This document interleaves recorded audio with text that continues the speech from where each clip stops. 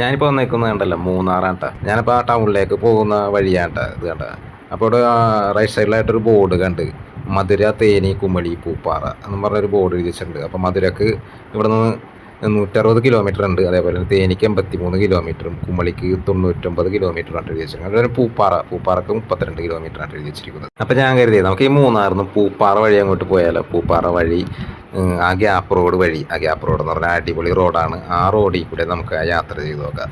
ആ വശത്ത് നല്ല കാഴ്ചകളൊക്കെ ഉണ്ടെന്നാണ് പറയുന്നത്. ഒരുപാട് ഒത്തിരി നല്ല നല്ല കാഴ്ചകളൊക്കെ ഉണ്ട്. അപ്പോൾ നമുക്കൊന്ന് പോയി നോക്കാം ആ വഴി എന്തൊക്കെയാണ് കാണാനുള്ളതെന്നൊക്കെ. പിന്നെ ഈ പൂപ്പാറ വഴി നമ്മൾ പോയിട്ടുണ്ടെങ്കിൽ ഉണ്ടല്ലോ, നമുക്ക് നേര്യമംഗലത്തിൽ ചെന്ന് കയറാം, അല്ലെങ്കിൽ അടിമാലി ചെന്ന് കയറാം കേട്ടോ. ഞാനിപ്പോൾ ഈ റോഡിൽ കൂടി വണ്ടി ഓടിച്ചിട്ടേ ചിലപ്പോൾ സ്പീഡ് കൂടുന്നുണ്ടോ എന്നൊരു സംശയം ഉണ്ട് കേട്ടോ. കാരണം സ്പീഡ് കൂടും, പലർക്കും സ്പീഡ് കൂടുതലിൽ തന്നെ വണ്ടി ഓടിക്കാൻ തോന്നും കേട്ടോ ഈ റോഡിൽ കൂടി. കാരണം അത്രയ്ക്ക് നല്ല റോഡുമാണ്, അതേപോലെ തന്നെ അത്രയ്ക്ക് നല്ല കാഴ്ചകളുമാണ്. നമ്മൾ കാഴ്ചകളൊക്കെ കണ്ടങ്ങോട്ട് പോകുമ്പോൾ വണ്ടിയൊക്കെ അത്രയ്ക്ക് സ്പീഡിൽ ഓടിച്ച് പോകുന്നത് അത്ര നല്ലതല്ല കേട്ടോ. കാരണം വേറെ ഒന്നുമല്ല, നിറച്ച് വളവും തിരിവാണ്. പെട്ടെന്നാണ് ഓരോ വളവിലേക്കും നമ്മൾ എത്തുന്നത്. അതുകൊണ്ട് തന്നെ വളരെ ശ്രദ്ധിച്ച് മാത്രം ഇതിലേക്ക് പോകാൻ ശ്രമിക്കുക കേട്ടോ.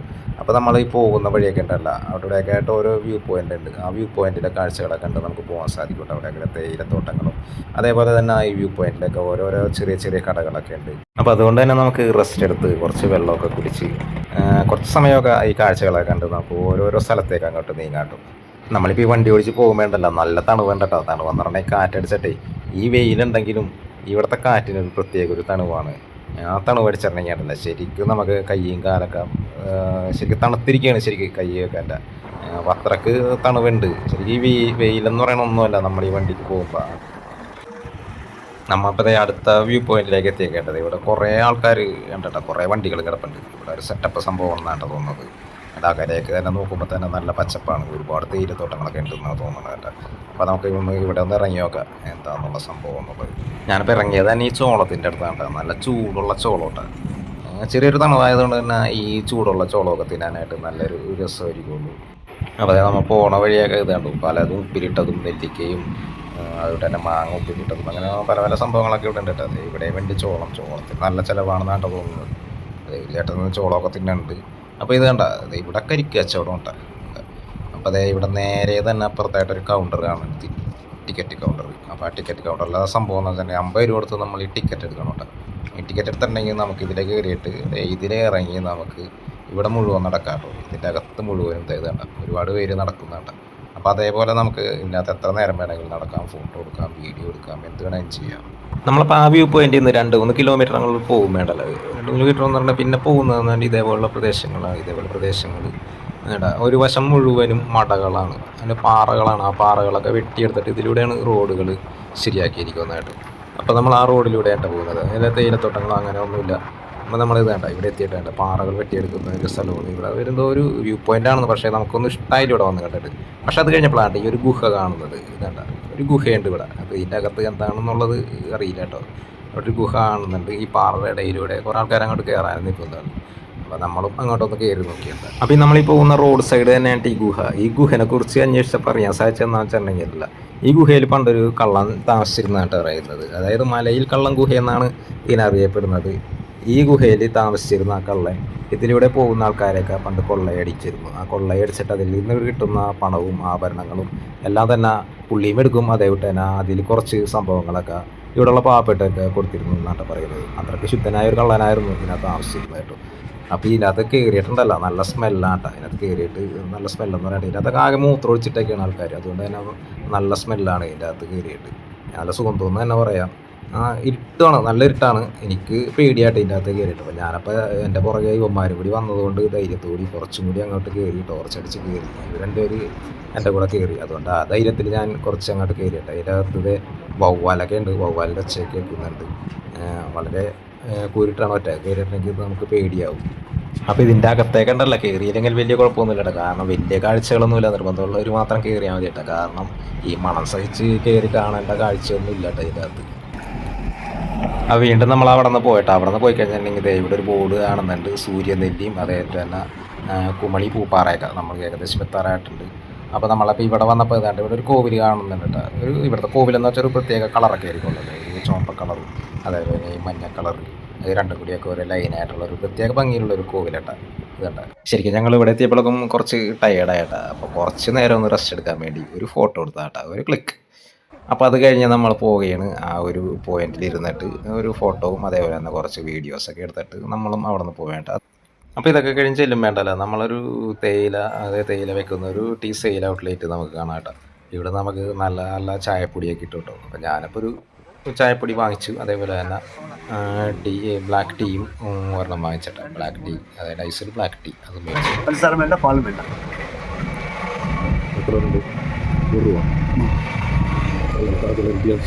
ഇത് മൊത്തത്തില് 1.5 ലിറ്ററിലെ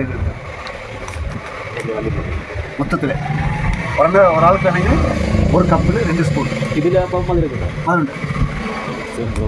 മറ്റേ മസാലയ്ക്ക്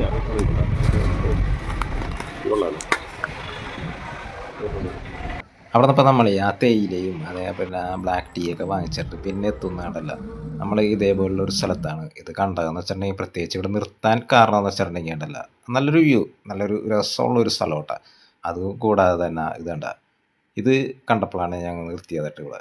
കാരണം ഒരു പള്ളിയുണ്ട്, അതേപോലെ തന്നെ ഒരു കോവിലും ഉണ്ട് ഇവിടെ. ഈ കോവിലും ഈ പള്ളിയും ഒരു സ്ഥലത്ത് തന്നെയാണ് ഉള്ളത്. അപ്പോൾ അത് കണ്ടപ്പോഴാണ് ഞങ്ങൾ ഇവിടെ പ്രത്യേകിച്ച് നിർത്തിയത്. പെട്ടെന്നൊരു ഞങ്ങൾക്കൊരു ആകർഷണം തോന്നിയേട്ടാ. അപ്പോൾ അതുകൊണ്ടാണ് ഇവിടെ നിർത്തിയതും ആ ഒരു വീഡിയോ എടുക്കാനും കാരണം കേട്ടോ. ഇത് കണ്ടപ്പോൾ നമുക്കൊരു പ്രത്യേക ഒരു താല്പര്യം തോന്നി. കാരണം ഇങ്ങനെയെങ്കിലും ഒരു മതസൗഹാർദ്ദം ഉണ്ടല്ലോ നമ്മുടെ നാട്ടിൽ, അതുകൊണ്ട് മാത്രം നിർത്തിയേട്ടാ.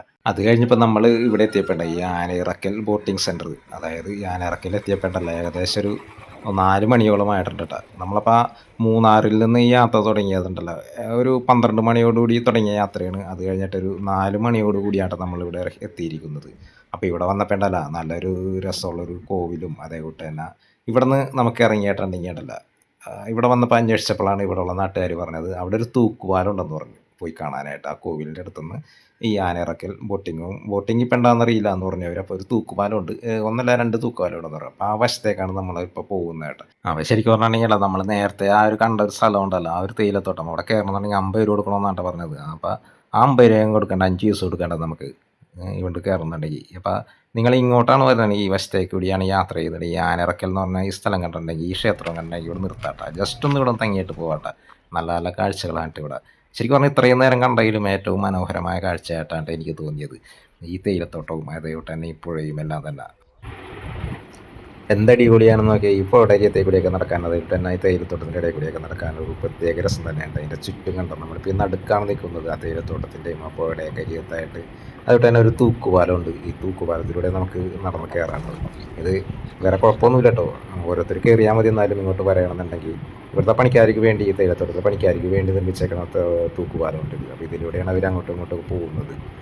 അപ്പോൾ നമ്മളിപ്പോൾ ഈ തൂക്കുപാലത്തിൽ കൂടി കയറിയിട്ട് ഇവിടെ എത്തിയേക്കണം. ഒരു ചെറിയ ദ്വീപ് പോലെ കേട്ടാ ഇവിടെ.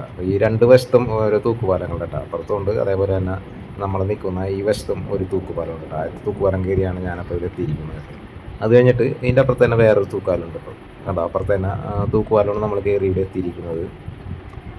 അപ്പോൾ വേറൊരു തൂക്കുപാലമാണ്. ഇതും കയറുന്നത് നമുക്ക് അപ്പുറത്തേക്ക് പോകാം കേട്ടോ. ഇപ്പോൾ ഈ നടുക്കേ കൂടി ഒരു പലകയൊക്കെ ഇട്ട് കൊടുത്തിട്ടുണ്ട് കേട്ടോ. അപ്പോൾ ശ്രദ്ധിച്ച് നടക്കണം കേട്ടോ, ഓരോരുത്തർ കയറിയാൽ മതി. വലിയ പൊക്കമൊന്നുമില്ലാത്തൊരു തൂക്കുപാലം കേട്ടോ, ഹൈറ്റൊന്നുമില്ല. അതുകൊണ്ട് തന്നെ വലിയ പേടിക്കാനൊന്നുമില്ല.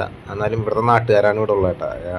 വന്നേക്കുന്നത് ഇവിടുത്തെ നാട്ടുകാരാണ്. അവർ പറഞ്ഞ് വേറെ കുഴപ്പമൊന്നുമില്ല, പതിയെ കയറിയാൽ മതി എന്നാണ് പറഞ്ഞത്. അപ്പോൾ ഫ്രണ്ട്സ്, നമ്മളിപ്പോൾ ഈ മൂന്നാറിൽ നിന്ന് തുടങ്ങിയ ഈ യാത്രയിലുണ്ടല്ലോ, മൂന്നാറിൽ തുടങ്ങിയ യാത്രയിൽ നമ്മളിപ്പോൾ പൂപ്പാറയിലേക്ക്, ഇവിടെ നിന്ന് ഇനി പൂപ്പാറയിലേക്ക് പോകണമെന്നുണ്ടെങ്കിൽ ഒരു 2-3 കിലോമീറ്ററോളം സഞ്ചരിച്ചിട്ട് പൂപ്പാറയിലേക്ക് എത്തട്ടെ. ഈ പൂപ്പാറ വഴി നമ്മൾ നേര്യമംഗലത്തേക്ക് പോകാൻ സാധിക്കും.